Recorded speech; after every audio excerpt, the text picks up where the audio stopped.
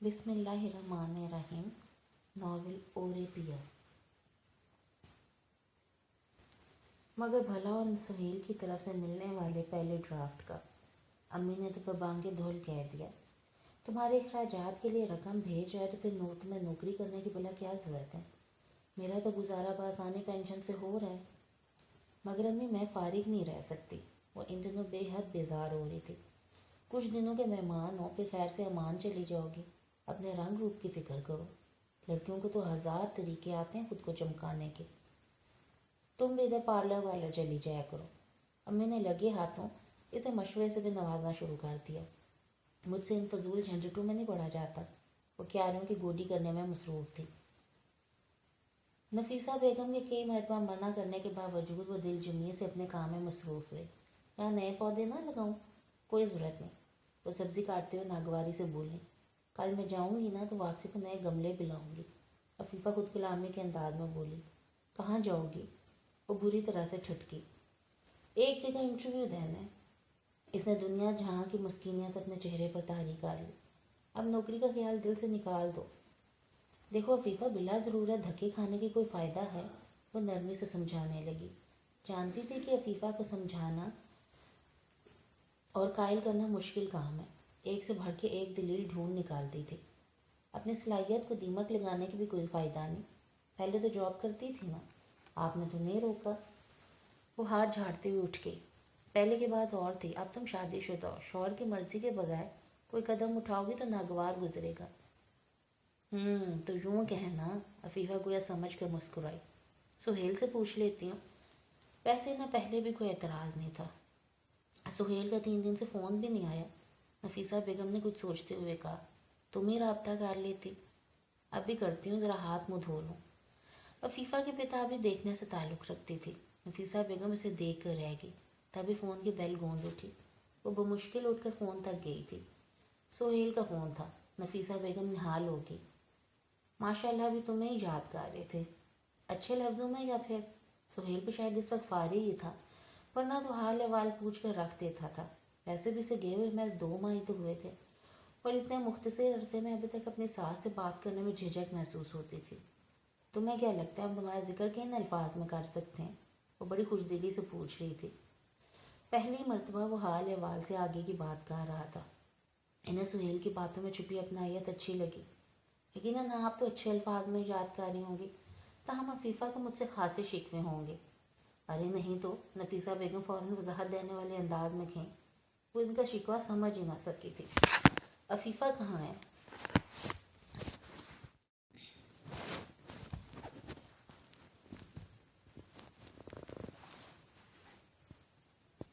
سہیل پوچھ رہا تھا، اسی پر عفیفہ بھی باہر آ گئی۔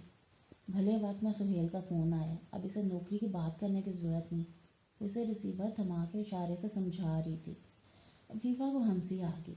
نفیسہ بیگم کے چلے جانے کے بعد وہ فون کی طرف متوجہ ہوئی۔ یہ پہلی طویل کال تھی جس کا دورانیہ 15 منٹ پر مشتمل تھا۔ سہیل اس کی کاغذات کے بارے میں بتا رہا تھا۔ ساتھ اس نے بتایا کہ وہ 3-4 ماہ تک اسے لینے آ جائے گا تاکہ امی کے کاغذات بھی تیار ہو جائیں گے۔ عفیفہ نے لگے ہاتھوں سے جاب کی بات بھی کر لی۔ سہیل نے کھلے دل کے ساتھ اسے جاب کرنے کی اجازت دے دی۔ امی نے سنا تو سر تھام لیا۔ انہیں شاید سہیل سے اتنی جلدی مان جانے کی توقع نہیں تھی۔ اگلے دن عفیفہ نے سارے اخبار تقریباً 4 ڈالے تھے اور نفیسہ بیگم اس اخبار میں سر گھسائے دیکھ کر خام خواہ بڑبڑاتی رہی۔ بازار؟ اور کہاں جانا ہے؟ تمہیں کچھ چاہیے تو نہیں؟ وہ بٹوے میں پیسے چیک کر رہی تھی۔ وہ اخبار سمیٹ کر اٹھ گئی۔ ارادہ تھا کہ گیٹ بند کر کے کپڑے پریس کر لے گی، مگر بھلا اس منحوس لائٹ کا، اس موقع پہ بے وفائی کر گئی۔ ابھی لائٹ کو کوستے ہوئے اس نے سالن پکانے کا سوچا ہی تھا جب دروازے پہ دستک ہوئی۔ وہ بھاگتے ہوئے گیٹ تک پہنچی، پھر بغیر پوچھے گیٹ کا پٹ کھول دیا۔ مگر سامنے کھڑی شخصیت کو دیکھ کر اس کی آنکھیں حیرت سے پھیلتی چلی گئی۔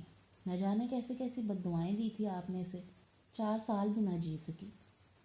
شاہ نواز نیچے کھڑا تھا، منہ سجائے کھڑا تھا۔ سریا یہاں کٹہرے میں پشیمان کھڑی تھی۔ وہ ایک ساتھ ہمیشہ کی طرح خاموش تماشائی تھے۔ وہ تو پہلے بھی کسی معاملے میں نہیں بولتے تھے، ہمیشہ بیگم اور شاہ نواز کے درمیان ہونے والی جھڑپوں میں کبھی انہوں نے بولنے کی جرأت نہیں کی تھی۔ بیگ صاحب کی شخصیت بھی عجیب تھی۔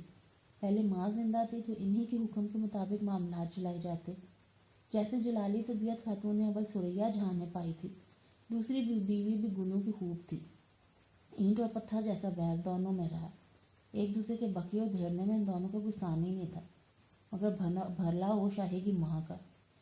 سریا جہاں سے مقابلے میں وہ ہار گئی، ایسی نیند سوئی کہ دوبارہ اٹھ ہی نہ سکی۔ بیگ صاحب نے گویا سکھ کا سانس لیا تھا، وہ سوچ رہے تھے کہ شاید اب گھر کا ماحول بہتر ہو جائے، مگر یہ بھی ان کی بھول تھی۔ شاہ نواز نے اپنی ماں کے نہ ہونے کی ساری کمی پوری کر دی تھی۔ کچھ عرصے تک تو سریا جہاں اس پہ ظلم ڈھاتی رہی، مگر جو ہی شاہ نواز نے اڑان بھری پھر سریا جہاں کے ہاتھ نہ آیا۔ انہیں اس بات کا احساس ہی نہیں تھا کہ شاہ نواز کو اپنے تلخ اور ظالمانہ رویے کی وجہ سے خود سے دور انہوں نے خود کیا تھا، اور کبھی ایسا وقت آ سکتا تھا جب انہیں شاہ نواز جیسے گھنے شجر کی چھاؤں اور سائے کی ضرورت بھی پڑ سکتی تھی۔ بیگ صاحب کی بزدلی اور کمزوریوں نے ان کے گھر کا ماحول ہمیشہ تلخ ہی رکھا۔ وہ کبھی بھی متوازن شخصیت نہیں رہے تھے، نہ ہی اپنی زندگی میں انہوں نے توازن قائم رکھا تھا۔ سریا جہاں کی تمام تر زیادتیوں کو سمجھنے کے باوجود بھی انہوں نے کبھی بھی سمجھانے بجھانے کی کوشش نہیں کی تھی۔ ایک مرد کی بزدلی کا شکار پورا گھرانہ ہوتا ہے۔ جو مرد انصاف اور توازن قائم رکھنے کی اہمیت نہیں جانتا، اس گھر میں ہمیشہ عورت برتری حاصل کر جاتی ہے۔ عورت کی جذباتیت کے پیش نظر بہت سے معاملات میں سے اختیارات سے دور رکھا گیا ہے، مرد کو حاکم بنایا گیا۔ گھر کی بنیاد میں اگر ایک اینٹ بھی کچی ٹیڑھی یا کمزور لگا دی جائے تو اس کے ڈھہ جانے کا خدشہ لاحق ہوتا ہے۔ مرد کی ذرا سی کمزوری اور فیصلہ نہ کر سکنے کی اہلیت کا نہ ہونا بھی عمارت کو ڈھانے میں اہم کردار ادا کرتا ہے۔ بیگ صاحب محکوم قسم کے مردوں کے قبیلے میں سے تھے۔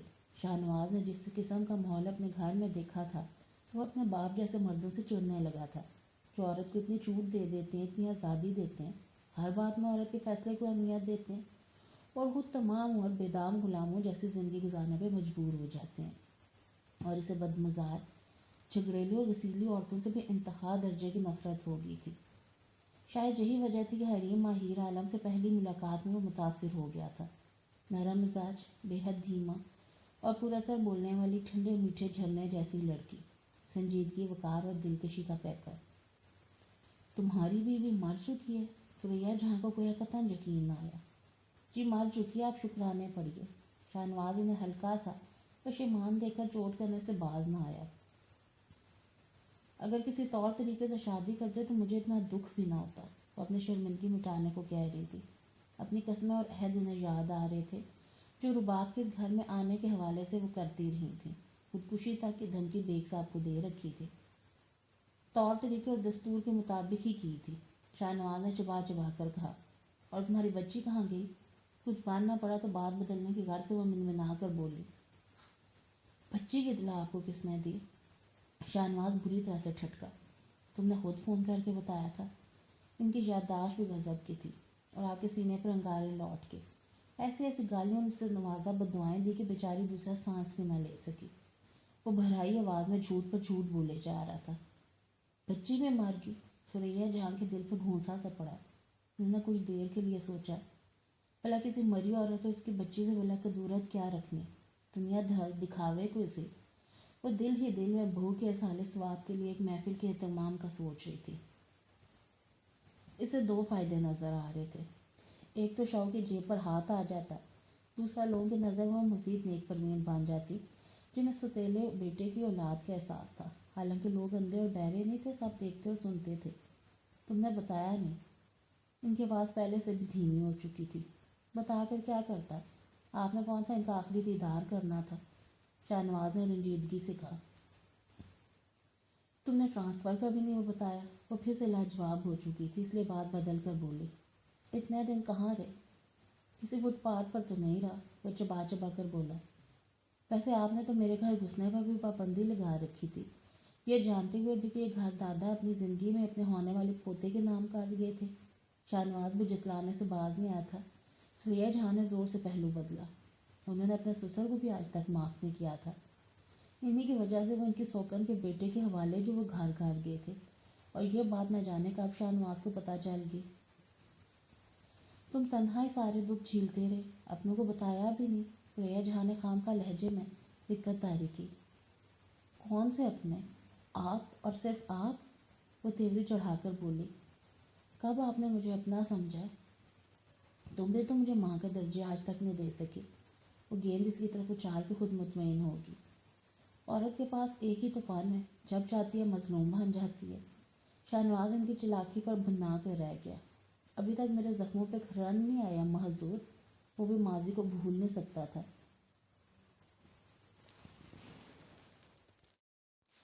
اوپر والا حصہ کب سے کرائے پہ دے رکھا ہے؟ ماں سے کوئی یاد آیا تو پوچھ بیٹھا، تمہیں اعتراض ہے کیا؟ انہوں نے دھڑکتے دل کے ساتھ پوچھا۔ آواز میں پستی نمایاں تھی۔ جی، اس نے ناک منہ چڑھائی۔ مجھ سے مشورہ کیے بغیر آپ نے اوپر والا حصہ کرائے پہ کیوں دیا، جبکہ آپ جانتی بھی تھی کہ وہ میں وہاں پر ہوں گا؟ تمہارے ابو نے دیا ہے۔ وہ صاف اپنا دامن بچا گئی۔ عالم صاحب تمہارے ابو کے بڑے قریبی عزیزوں میں تھے۔ ان کے بیٹے نے تمہارے ابو سے بات کی تو انہوں نے اپنے اوپر والا حصہ کرائے پر دے دیا، آپ سے پوچھے بغیر۔ شاہنواز کو قطعاً یقین نہ آیا۔ نہیں پوچھا تو تھا ہی، راحت میری سہیلی تھی نا، بس اسی وجہ سے میں بھی مان گئی۔ تنہا رہتے رہتے تنگ آ چکی تھی، ان کے آ جانے سے میرا بھی دل لگا رہتا ہے۔ بڑی اچھی بہو ہے راحت کی، کئی دفعہ وہاں سے کھانا آ جاتا ہے، مجھے تو بڑی سہولت ہو گئی ہے۔ پھر بھی آپ نے اپنی سہولت ہی دیکھی، بڑی مطلبی آپ۔ وہ تھوڑی دیر کے لیے محفل برخاست کر کے کچن میں گیا تھا۔ چائے بنانے کے ساتھ ساتھ وہ مذاکرات بھی کیے جا رہا تھا، اور سریا جہاں دل ہی دل میں تل ملا رہی تھی۔ ابھی انہوں نے اوپر بھی جانا تھا۔ حریم چائے بنا چکی تھی اور راحت بیگم یقیناً انتظار بھی کر رہی تھی۔ تم ذرا زبان سنبھال کر بات کیا کرو، وہ اپنے لیے چائے لے کر آیا تھا صرف۔ سریا جہاں کو اسی بات پر غصہ آ گیا۔ ستیلی جو کیوں فکر کرے گا، پتا بھی ہے چائے کا وقت ہو رہا ہے، مگر صرف اپنے لیے بنا کے لایا۔ وہ بیگ صاحب کو سنا رہی تھی، چھپکے سے اٹھ کر باہر نکل رہے تھے۔ میری زبان نہیں سنبھل سکتی میم، آپ کی زبان کی ڈیزائن جیسی ہے اس لیے۔ وہ بھی کہیں چوکتا تھا، اب کب تک چھڑے رہنا ہے؟ انہوں نے تل ملا کر موضوع بتلا۔ جی کیا مطلب؟ وہ سمجھ تو چکا ہی تھا، جان بوجھ کے انجان بنتے ہوئے پوچھنے لگا۔ شادی نہیں کرنی؟ شاہنواز نے حیرت سے آنکھیں پھیلائی۔ ابھی تک تو رباب کی قبر کی مٹی نہیں سوکھی۔ مٹی کا آغاز ہونے والا ہے، سوکھ جائے گی جلدی، تم ارادہ تو کرو۔ انہیں بھی بات گمانے میں کمال حاصل تھا۔ کیوں جناب، آپ کی بھانجی ابھی تک کنواری بیٹھی ہے؟ شاہنواز کی آنکھوں میں شرارت چمکی۔ کیوں بھلا، اسے کیا مجبوری تھی جو تمہارے پیچھے جوک لے لیتی؟ اس کی تو خیر سے 3 بچے ہیں۔ سریا جہاں نے منہ کے زاویے بگاڑ کر وضاحت کری۔ تو کیا کوئی لڑکی نظر میں ہے؟ تم ہاں تو کرو، 10 لڑکیوں کی لائن لگا دوں گی۔ سریا جہاں نے نہال ہو کر کہا۔ حریم جیسی لاؤں گی جو میری عزت قدر کرے؟ اچھا ہوا پہاڑن مار کھپ کی، ادھر اس کا اور میرا گزارا ہونا مشکل تھا۔ پشتوں میں نہ جانے مجھے کون کون سی گالیوں سے نوازتی رہتی، میرے فرشتوں کو بھی خبر نہیں ہونی تھی۔ تو آپ اس وجہ سے رباب سے خار کھاتی تھی؟ ایک بات تو آج مجھے سچ سچ بتائیں۔ ان کے گھٹنے کے قریب کچھ دیر کے لیے بیٹھا۔ کون سی بات؟ آپ کو مجھ سے محبت نہ صحیح انسیت تو ہے نا؟ شاہنواز نے بڑی معصومیت سے پوچھا۔ محبت کیوں نہیں، بس سلیقہ نہیں آتا مجھے محبت جتانے کا۔ ساری زندگی محبت کا مفہوم سمجھتی رہی، اور محبت کرنا نہ آیا۔ سوتن کے ہاں بیٹا ہوا تو بے انتہا جلن ہوئی، پر اس کا یہ مطلب تو نہیں تھا کہ میں حسد ہی کرتی رہتی۔ بس عورت کی فطرت ہی ایسی ہے، عمر بھر حسد، بغض اور نفرت کے بھانبڑ میں جلتی رہی۔ پر میرا بھی اتنا قصور نہیں۔ تمہاری ماں بڑی اداکارہ تھی، کھنی بنی رہتی تھی، سارے گھر والوں کو اپنے ساتھ کیا ہوا تھا۔ میں بدمزاج، غصے کی تیز زبان کی کڑوی سے سب سے دور ہی رہی، نہ محبت ملی نہ بانٹنے آئی۔ آپ کو مجھ سے محبت کب ہوئی؟ شاہنواز کی بھی کوئی کل سیدھی نہیں تھی، ایسے بھی دکھے سوال کرتا تھا کہ سریا جہاں جوتی اٹھا لیتی اور پھر اس کی خوب دھنائی ہوتی، مگر اب تو وہ جوتی اٹھانے کا تصور بھی نہیں کر سکتی تھی۔ ان کے قد سے بھی اونچا تھا اور اس کے سامنے بونی دکھائی دیتی تھی۔ یہ کیا بات ہوئی؟ انہیں حسب معمول غصہ آ گیا۔ اب اگر آپ مجھ سے محبت کرتی ہیں تو مجھے معاف کر دینا۔ وہ ان کے گھٹنے تھامے التجا کر رہا تھا، آنکھوں میں شرارتی چمک تھی، لبوں کو سختی سے ایک دوسرے سے بھینچ رکھا تھا، شاید اس لیے بھی کہ مسکراہٹ کا فوارہ نہ پھوٹ پڑے۔ کیسی معافی؟ سریا جہاں نے حیرانگی سے ناک پر انگلی رکھی۔ وہ دراصل اماں، میں نے آپ کو ستانے، جلانے اور کھپانے کی خاطر جھوٹ بولا تھا۔ وہ کان کرتا ان کے پاس سے اٹھ گیا۔ کیسا جھوٹ؟ وہ اب بھی نہیں سمجھ سکی۔ ایکچولی میری بیوی مری نہیں، اس نے سر جھکا کر کہہ دیا۔ تو کیا زندہ ہے؟ سریا جہاں کو دھچکا لگا۔ کل موہی ذلیل پہاڑن اس گھر میں آنے کے خواب دیکھ رہی ہوگی، ہرگز اسے اپنے گھر میں قدم نہیں رکھنے دوں گی۔ تو لا کر تو اسے دکھا تو میری لاش پر سے گزرنا، فوراً اپنا بستر سمیٹو اور نکلو یہاں سے۔ تو ایک دم آگ بگولا ہو کر رہے گی، فاتحہ خانے اور قرآن خانے کے محفل سے جانا بھول گی۔ اماں اتنا بھی پھرنے کی صورت نہیں، ساری انرجی ڈاؤن ہو جائے گی۔ ابھی آپ نے مزید بھی صحت کو بچا کر رکھنا ہے، وہ ہمدردی جتا کر بولا۔ قسطوں میں کیوں بکواس کر رہے، ایک ہی دفعہ بتا کر میری جان نکال دے، 2 گھڑی خوش بھی نہیں رہنے دیا۔ سریا جہاں بری طرح سے تپ رہی تھی، ابھی شاہ نواز کی صورت پہ پیار آ رہا تھا، مگر اب انہیں زہر سے بھی برا لگنے لگا۔ جی چاہ رہا کہ اسے دھکے دے کے گھر سے نکال دے، مگر مسئلہ یہ تھا کہ دھکے کھانے اور جوتے کی کھانے کی عمر سے وہ بہت آگے نکل چکا تھا، سو وہ دل ہی دل میں دل ملاتی رہی۔ دراصل اماں وہ باپ زندہ بھی نہیں۔ وہ کان کو جانے لگا۔ کیا مطلب؟ نہ وہ زندہ ہے نہ مردہ ہے، تو کیا بدرو بنی تمہارے ارد گرد گھوم رہی ہے؟ انہوں نے دہل کر پوچھا۔ نہیں اماں، دراصل میری شادی نہیں ہوئی، بلکہ میں نے کسی سے شادی نہیں کی، اس نے سچ بول ہی دیا۔ کیا؟ کچھ پل تو سریا جہاں نے سوچنے میں ضائع کیے۔ جب بات سمجھ میں آئی تو انہوں نے جوتی اٹھانے میں دیر نہیں کی۔ یہ اور بات کہ شاہنواز 2 چھلانگوں میں ان کی پہنچ سے دور ہو گیا۔ جھوٹا کمینہ، اتنا خون چلایا میرا، آخر کس ماں کی اولاد ہے؟ وہ جنم جلی خود تو چلے گی، اسے میرے سینے میں مونگ ڈلنے کے لیے چھوڑ گی۔ وہ ہانتے کونپتے صوفے پر ڈھہ کر لمبے لمبے سانس لینے لگی۔ تم؟ عفیفہ ماہر کو سامنے کھڑا دیکھ کر کچھ پل کے لیے تو کچھ بول ہی نہیں پائی تھی۔ بہت عرصے بعد وہ ان کے گھر کے سامنے کھڑا تھا۔ کیوں میں نہیں آ سکتا یہاں؟ آؤ۔ وہ دروازے کے سامنے سے ہٹ گئی تھی۔ پھپھو کہاں ہے؟ پورا لاؤنج بھاں بھاں کر رہا تھا۔ پھپھو کی مخصوص رنگین پاؤں والی چرپائی بھی خالی تھی۔ انہوں نے لاؤنج میں تخت کے بجائے بڑی بڑی بھاری بھرکم پاؤں والی سفید پٹی کی چرپائی بچھا رکھی تھی، جس کے اوپر گلابی پھولوں کی چادر بچھی تھی۔ آرام دہ تکیہ بھی موجود تھا۔ اکثر وہ رات کو اسی چارپائی پہ ہی سو جاتی تھی۔ امی بازار گئی ہیں۔ اور تم آج کل گھر میں کیوں؟ وہ صوفے پہ بیٹھ رہا تھا۔ امی کے گھر میں نہ ہونے کے باوجود اس کا بیٹھنا عفیفہ کو حیرانگی میں مبتلا کر گیا تھا، کیونکہ آج سے پہلے وہ امی کی غیر موجودگی میں گھڑی بھر کے لیے بھی نہیں رکا تھا۔ جاب تو کب کی چھوڑ چکی ہوں۔ وہ کٹی ہوئی سبزی کی ٹوکری اٹھا کے کچن میں رکھ کے واپس آئی تو ماہر کو ٹی وی کا ریموٹ اٹھا کر چینل سرچنگ میں مصروف پایا۔ وہ منہ گھسیٹ کر بیٹھ گئی۔ کافی دیر جب ماہر اس کی طرف متوجہ نہ ہو سکا تو عفیفہ کو بالآخر بولنا ہی پڑا۔ یہ چینل تو تمہاری ٹی وی پہ بھی آتے ہوں گے۔ شاید اس نے ٹی وی پہ سے اپنے نظریں ہٹا لی۔ ہمیں روزگار سے فرصت کہاں ملتی ہے جو کسی اور طرف دھیان دیا جائے۔ اب ایسے بھی مصروف نہیں ہو کہ گھڑی بھر کے لیے ادھر نہ آ سکو۔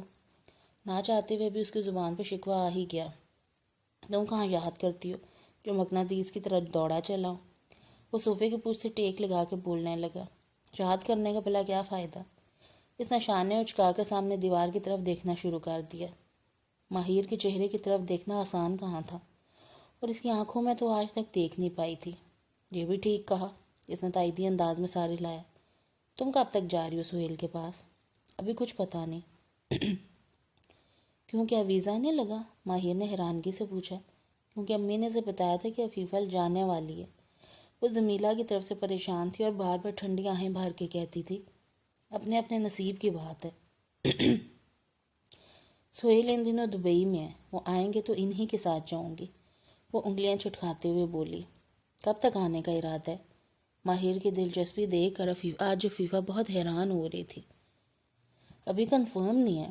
وہ اٹھ کر کچن کی طرف جانے لگی، پھر ایک دم رک کے بغیر پلٹے بولی، چائے لاؤں یا اسکویش؟ پہلے ٹینک پلا دو، پھر کھانا کھاؤں گا، تب تک پھپھو بھی آ جائیں گے۔ حیرت ہے، عفیفہ کو گویا اپنے سماعت پہ یقین نہیں آیا تھا، تبھی تو دوبارہ پوچھنے لگی، اس میں اتنا حیران ہونے کی کیا بات ہے؟ میں پھپھو سے مل کر جاؤں گا، تب تک لنچ ٹائم ہو چکا ہوگا، کیا کھانا کھلانے کا تمہارا ارادہ نہیں؟ کیوں نہیں، میں ٹینک لاتی ہوں۔ وہ کچن کی طرف بھاڑ گئی۔ عفیفہ، ماہر نے اسے لاؤنج میں بیٹھے بیٹھے پکارا۔ آ رہی ہوں۔ اس نے جلدی جگ میں چینی مکس کر کے ٹینک کا جار اٹھایا، پھر آئس کیوبز جگ میں ڈالنے کے بعد وہ ٹرے اٹھائے باہر آ گئی۔ تم تو حریم سے بھی زیادہ پھرتیلی ہو، وہ جگ میں خوشنما سا پانی دے کر بولا۔ تمہیں آج پتہ چلا ہے؟ عفیفہ کا انداز سادہ ہی تھا، تاہم نہ جانے ماہر کو کیوں طنزیہ لگا۔ تم خوش تو ہو؟ اس سوال کا بلا مقصد ہی کیا تھا؟ یوں ہی بے سبب بے وجہ پوچھ لیا گیا۔ تمہیں کیسے دکھائی دیتی ہوں؟ وہ سادگی سے پوچھ رہی تھی۔ اس سادگی میں چھپے طنز کو صرف ماہر جانتا تھا۔ ہمیشہ کی طرح اچھی، اس نے خود ہی بات گھما دی تھی۔ یہ بھی عجیب سا وقت آ گیا تھا جب بات کرنے کے لیے کسی موضوع کو ڈھونڈنے کا تردد کرنا پڑ رہا تھا، لفظ پکڑنے کے لیے بہت سوچنا پڑ رہا تھا۔ حالانکہ چند سال پہلے ایسا نہیں تھا۔ ان دونوں میں بلا کے ذہنی ہمانگی، بے تکلفی اور دوستی تھی۔ سارا بچپن اکٹھے گزرا تھا۔ اپنے گھر میں اس کا دل نہیں لگتا تھا، زمیلہ کے ساتھ کھیلنے کے بہانے آ جاتی اور پھر ماہر کے کمرے میں دونوں گھسی رہتی۔ زمیلہ جلد ہی بور ہو کے اٹھ جاتی، جبکہ عفیفہ کو سٹوری بکس پڑھنے کا چسکا تھا۔ ماہر کے بیگ یا کسی نہ کسی دراز میں سے عفیفہ کو اپنی مطلوبہ بک یا رسالہ مل ہی جاتا تھا۔ اس وقت وہ صرف سنڈریلا کی کہانی پڑھتی تھی، سنو وائٹ کے دکھوں پہ چپکے چپکے آنسو بہاتی تھی۔ ماہر اپنے دوستوں سے سٹوری بکس مانگ کر لاتا تھا کیونکہ اسے عفیفہ کے چسکے کے بارے میں پتہ تھا۔ وقت کچھ اور آگے سرکا تو ماہر کو کرکٹ کا جنون چڑھ گیا۔ وہ سامنے گراؤنڈ میں چلا جاتا، عفیفہ پڑی ہو تو اس نے بھی ماہر کے نقشے قدم پہ چلتے ہوئے کرکٹ کھیلنے کا اعلان کر دیا۔ کئی سال تک سامنے گراؤنڈ کی گھاس روندنے کے بعد اہل محلہ کے یہ شوقین مزاج منچلے ہمیشہ کی طرح الوداع کہہ گئے، کیونکہ سامنے ایک عظیم و شان بنگلہ تعمیر ہو گیا تھا۔ بچوں کی ترجیحات بھی بدل گئی تھی۔ کرکٹ کی شدائی عفیفہ کو بہت جلد پھپھو نے گھریلو امور میں طاق کر دیا۔ چھوٹی عمر میں نہ صرف اس نے اپنے کچن کو بلکہ راحت بیگم کے کچن کو بھی خوش اسلوبی سے سنبھال لیا۔ وہ دونوں ماں بیٹی اتنی خوش خوراک نہیں تھی۔ ایک وقت کا سالن کبھی کبھی 2 دن تک چل جاتا۔ البتہ مامی کے کچن میں اس کا زیادہ وقت گزرتا تھا۔ مامی کو 2 وقت تازہ سالن کھانے کی عادت تھی، ساتھ میٹھا بھی لازمی ہوتا۔ لنچ میں اکثر چاول پکتے۔ ماہر کو ان دنوں چائنیز کھانے کا شوق چڑھ گیا اور عفیفہ پرانے رسائل، کوکنگ کی کتابوں، ٹی وی پروگرام دیکھتی اور چن کے کتابوں میں سے دیسی کھانوں کی ترکیبیں لکھتی اور ناک منہ چڑھا کر کھایا کرتا۔ تمہیں اچھا کھانا نہیں پکانا آتا، وہ جان بوجھ کے سے چڑھاتا۔ یہ کھانے بدمزہ اور پھیکے سیٹے ہوتے ہیں، عفیفہ چڑھتے ہوئے بتاتی۔ سیکنڈری دور کا آغاز ہوا تو ماہر نے اسکول بدل لیا اور یہ کیسے ممکن تھا کہ عفیفہ پیچھے رہتی۔ پہلے والا اسکول ساکھ کے لحاظ سے بہترین اسکول تھا، اعلیٰ تعلیم یافتہ اسٹاف تھا، ماحول بھی بہترین تھا۔ ماہر اپنے ابو کو بے تحاشا سمجھانے بجھانے پر بھی نہیں مانا تھا۔ نہ جانے کب کیسے اسے احساس ہو گیا تھا کہ اس کے ابو اس اسکول کے اخراجات پورا کرنے میں خود کو افتقار ڈالتے ہیں۔ انتھک محنت کے باوجود انہیں کاروبار میں خسارے کا سامنا تھا اور وہ بن کہے اپنے گھریلو مسائل کے سمجھنے کے بعد ایک دوسرے اسکول میں چلا گیا۔ تب پہلی مرتبہ ماہر نازی، البتہ عفیفہ ضرور ٹھٹک گئی تھی اور اسے ٹھٹکنا اور چونکنا بھی چاہیے تھا۔ زباریہ درانی بھی شہر کا مہنگا ترین اسکول چھوڑ کے ان کے اسکول میں آ گئی تھی۔ کیوں؟ اس لیے کچھ عرصے بعد عفیفہ مختار کو زباریہ درانی کی عمل میں پوشیدہ وجہ کی خبر ہو سکی تھی اور زباریہ درانی کے سابقہ اسکول کو چھوڑنے کا ٹھوس اور بہت ہی مضبوط جواز اسے مل ہی گیا تھا۔ ارے میرا ماہر کیسے راستہ بھول آیا ہے؟ خیالات کے دھارے میں بہتے ہوئے وہ دونوں ہی خیالوں کی بھول بھلیوں میں مگن تھے۔ تبھی تو ان دونوں کو نفیسہ بیگم کے لاؤنج میں داخل ہونے کی خبر بھی نہیں ہوئی۔ السلام علیکم پھپھو۔ وہ سنبھل کے تعظیماً کھڑا ہو گیا۔ وعلیکم السلام، جیتے رو، کب آئے ہو؟ انہوں نے بڑے والہانہ انداز میں ماہر کے سر اور ماتھے کو چوم کر کہا۔ ابھی کچھ دیر پہلے۔ عفیفہ تو نے کچھ کھلایا پلایا ہے میرے بیٹے کو؟ سیدھے دفتر سے آ رہے ہو نا؟ وہ تھیلے میز پہ رکھ کے اپنی مخصوص چارپائی پہ بیٹھتے ہوئے بیک وقت دونوں کو مخاطب کر کے بولی۔ صرف ٹینگ پلایا ہے۔ وہ عفیفہ کی طرف شرارتی نظروں سے دیکھ رہا تھا۔ پھپھو آپ کو نہیں لگتا یہ عفیفہ شادی کے بعد کافی کٹکھنی ہوگی ہے؟ آنکھیں گویا اس نے ماتھے پہ رکھ لیں۔ کب سے بتا چکا ہوں کہ کھانا کھا کر جاؤں گا، مگر مجال ہے جو ذرا بھی اس نے میری بات پہ توجہ دی ہو۔ شکایتی ٹٹو میں امی کا انتظار کر رہی تھی۔ وہ تھیلے اٹھا کے کچن میں چلے گئی۔ یہ زیادہ بہتر تھا کہ تم دیواروں سے باتیں کرتے اور میں تمہارے لیے اچھے سے لنچ کا اہتمام کرتی۔ ماشاءاللہ سے بڑی کمپنی دی ہے مجھے، اس نے طنزیہ انداز میں کہا، اور یہ اچھا لنچ تم رہنے دو، مجھے چاول کی روٹی اور ٹماٹر کی چٹنی کھانی ہے، ساتھ اگر لسی ہو جائے تو کیا ہی بات ہے۔ دیسی قسم کا یہ لنچ کبھی اس کا فیوریٹ ہوا کرتا تھا اور عفیفہ نے بڑی حیرانگی سے اس کی طرف دیکھا۔ تو کیا وہ آج بھی میرے ہاتھ کی ٹماٹر کی چٹنی اور چاول کی روٹی کو یاد رکھے ہوئے؟ اب کس مراقبے میں گم ہوگی عفیفہ ڈیئر؟ اس کی ساری توجہ عفیفہ کی طرف تھی۔ وہ گڑبڑا کے کچن کی طرف پلٹ گئی۔ چاول کا آٹا ٹین میں محفوظ رکھا تھا۔ امی اکثر صبح چاول کا پراٹھا کھاتی تھی۔ اس نے پہلے آٹا گوندھ کے رکھا، پھر ٹماٹر نکال کے چھیلنے لگی۔ ایک چولہے پہ پانی بوائل کرنے کے لیے رکھا تھا۔ میٹھا بھی بنا لو۔ امی اس سادہ مینیو سے کوئی مطمئن نہیں تھی۔ میٹھا رہنے دیں پھپھو، عفیفہ ہاتھ لگائے تو ہر ڈش میں ویسے ہی شیرینی گھل جاتی ہے۔ آج ماہر کا موڈ بہت خوشگوار تھا۔ پھپھو تو سن نہیں پائی، ماہر نے جسے سنانا تھا اس نے سن لیا۔ اچھا پھر لسی میں میٹھا ڈال لو، وہ عفیفہ کو مسلسل ہدایات دے رہی تھی۔ چٹنی میں مرچ کم ڈالنا، ماہر کو زیادہ مرچیں پسند نہیں۔ اچھا، وہ سر ہلا کر چھلے ہوئے ٹماٹر ابلے پانی میں ڈال کے روٹی بنانے لگے۔ صرف 1.5 گھنٹے میں سادہ سا لنچ تیار تھا۔ ماہر نے جس رغبت سے کھانا کھایا تھا، عفیفہ کی گویا تمام محنت وصول ہو گئی تھی۔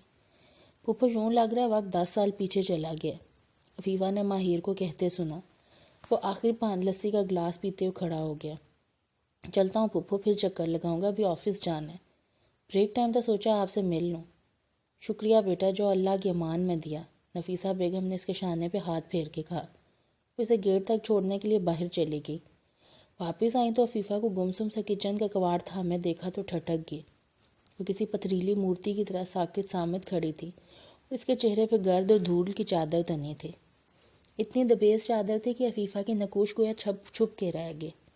یوں لگتا تھا کہ وہ میلوں کا سفر طے کر کے کچھ دیر کے لیے سانس بحال کرنے کے غرض سے کھڑی ہے، کسی ایسے مسافر کی طرح جسے بیچ سفر میں راستہ بھول گیا اور وہ چوراہے میں کھڑا اپنی منزل کی طرف جانے والے راستے کو کھوج رہا ہو۔ اس کے لب کسی کتاب کے صفحات کی طرح کھل رہے تھے اور لفظوں میں بلبل و کوئل کی آواز جیسی لطافت تھی۔ ابو کی صبح صبح فون کال آ گئی تھی۔ ان کے میکے سے فون ہے اور امی کا موڈ نہ بگڑے یہ تو ہو ہی نہیں سکتا تھا۔ خیریت تو ہے، تم کس سوچ میں گم ہو؟ ان کا تجسس لہجے سے ہی نظر آ رہا تھا۔ حریم دھیرے دھیرے چلتے ہوئے ان کے قریب آ گئی۔ امی کہتے ہیں نا انسان کو ہیلا کرنا چاہیے، وسیلہ اللہ خود بناتا ہے۔ یہاں تو کسی نے ہیلا بھی نہیں کیا۔ آپ کے ذہن میں ایک بات آئی تھی تو آپ نے کہہ دی، مگر وہ خالہ کو بات اتنی بھائی تو آپ ہانے کو انگوٹھی پہنانے آ رہی ہیں۔ وہ ان کے گھٹنے پہ ہاتھ رکھے چھلکی جانے والی خوشی کو سمیٹتے ہوئے کہہ رہی تھی۔ ارے یہ تو بڑی خوشی کی خبر ہے۔ راحت بیگم نے اس کے توقع کے مطابق خوشی کا بے ساختہ اظہار کیا۔ ابھی چلنا چھوٹی سی رسم کا ارادہ ہے، میں آپ کے اور موبی کے کپڑے نکال کے پریس کر دیتی ہوں۔ وہ گھڑی کی طرف دیکھتے ہوئے اٹھ کھڑی ہوئی۔ موبی کے کپڑے؟ انہوں نے حیرانی سے پوچھا۔ موبی بھی جائے گا؟ گھر میں اکیلا کیسے رہے گا؟ ویسے بھی کہیں آتا جاتا تو ہے نہیں، اسی بہانے تھوڑی سی آؤٹنگ ہو جائے گی۔ وہ اپنا سوچا گیا پروگرام ان سے شیئر کر رہی تھی، مگر راحت بیگم نے سختی سے منع کر دیا۔ کوئی ضرورت نہیں، اس نے منگنی کے فنکشن میں جا کر کیا کرنا ہے؟ اور گھر میں اکیلا کیسے رہے گا؟ حریم نے سوچتے ہوئے کہا۔ اکیلا کیوں؟ نیچے سریا ہے نا، خیال رکھے گی موبی کا، اس کی طبیعت خراب ہونے کا خدشہ ہے۔ ابھی تو وہ امی اچھا ہے، بہتر ہے، باہر نکلے گا تو اس کے مزاج پہ اچھا اثر پڑے گا۔ وہ موبی اور امی دونوں کے کپڑے الماری میں سے نکال لائی۔ اب استری سٹینڈ کے پاس کھڑی تھی، کچھ سوچ کے اس نے فرش پہ کھیس بچھا لیا۔ آج اس کی کمر میں ہلکی ہلکی ٹیس سی اٹھ رہی تھی۔ جو اسے بوا نے صبح صبح فون کر کے جو خوشخبری سنائی تھی، اس خبر نے اس کے وجود میں گویا بجلی بھر دی تھی، اور وہ اتنی خوش تھی کہ یہ خوشی کی ننھی سی خبر بھی تمام درد و تکلیف بھلا بیٹھی تھی۔ ماہر نہیں مانے گا، ان کا اندازہ ابھی کچھ سوچتا ہوا تھا۔ میں منا لوں گی، وہ ان کے تمام اعتراضات چٹکیوں میں اڑا رہی تھی۔ سچ ہی کہا ہے، یہ فن صرف بیویوں کو ہی آتا ہے۔ انہوں نے خام خواہ ٹھنڈی آ بھری۔ کون سا فن؟ حریم قطن نہیں سمجھے۔ کچھ نہیں، وہ جان بوجھ کے بات پلٹ گئی۔ تم رات کو تو نہیں رکو گے؟ نہیں۔ چلو اچھا ہے، مجھ سے صبح سویرے کچن میں نہیں کھڑا ہوا جاتا، ویسے بھی تمہاری عادت ہو گئی ہے۔ گھڑی بھر کے لیے اگر نظروں سے اوجھل ہو جاؤ تو دل گھبرانے لگتا ہے۔ انہیں کبھی بھی دل کی بات کہہ دینے میں دقت کا سامنا نہیں ہوا تھا۔ کبھی کبھی حریم حیرانی سے سوچتی کہ وہ کوئی ایسی نڈر یا دلیر نہیں تھی۔ اسے کبھی بھی بحث و مباحثہ یا دلیل دینا نہیں آیا تھا، بہت بولنا اسے کبھی پسند نہیں رہا تھا۔ وہ جس قدر خاموش طبع تھی، ہانی سے بالکل برعکس، بہت شوق، چنچل اور بے تحاشا زندہ دل۔ اس کے ساتھ ہی آج کے ایپیسوڈ کا اینڈ ہوتا ہے، اور مجھے ذرا کھانسی کا مسئلہ ہے تو اس وجہ سے میرا سانس کا سٹیمنا ذرا کم ہوا ہوا ہے، تو آپ کو سٹوری میں کئی جگہ پہ میرے سانس کی آواز آتی ہوگی تو اس کے لیے میں سوری چاہتی ہوں۔ اللہ حافظ.